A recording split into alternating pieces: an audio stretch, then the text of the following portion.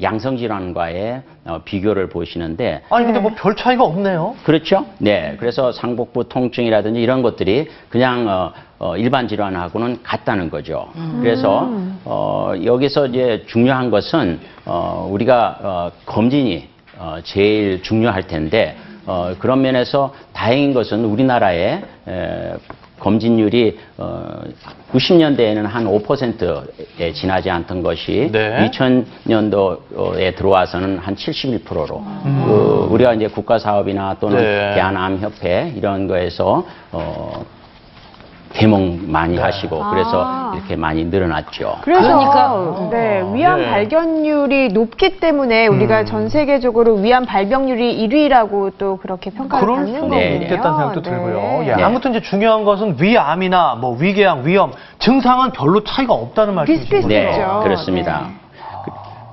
그래서 그러면은 이렇게 이제 검진을 할 때 우리가 얼마나 빨리 자주 검진을 해야 되느냐. 우리 이재용 아나운서님 네. 한 얼마마다 해야지 예. 우리 내시경 검사가 효율적일까요? 빨리 네, 발견할까요? 물어보시면 안 되는 게 맨날 미루세요. 아니 그러니까 마음을 좀 매년 하고 싶긴 한데 네. 그래도 한 2, 3년에 한 번 정도는 하는 것 같아요. 저는. 네.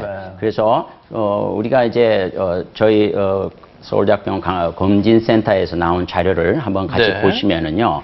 여기 그냥 비정기적으로 뭐 4, 5년 전에 했었다.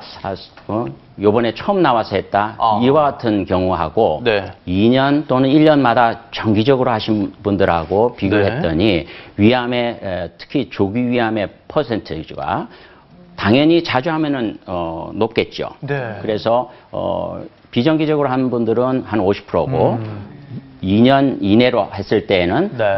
매년 한 경우는 99%, 2년에 한 경우에는 한 80%의 조기 위암 퍼센트가. 그래서 우리가 국가에서 2년에 한 번씩 40대 이후에는 하시라는 겁니다. 네. 네. 교수님 그러면 30대나 20대인 친구들도 좀 증상이 있거나 하면 바로 가서 내시경 받아보는 게 좋을까요? 아무래도 이제 30대, 40대 이전에 있는 분들은 검진의 대상이 아니시지만은 아까 나왔던 증상들, 속쓰림이 있다든지 불편하다. 그것이 가장 흔한데요. 그런 경우에는 가서 검진을 받는 게 좋겠고, 그리고 또 요즘 직장에서는 건강검진들을 많이 해주시잖아요. 그때 위내시경을 선택적으로 선택할 수가 있어요. 그래서 실제 과거에 젊은 위암 환자분들은 다 3기, 4기 이렇게 했거든요. 근데 요즘은 많은 환자분들이 젊은 나이라도 조기 위암 발견되는데 어떻게 해서 이렇게 검사했어요? 하면은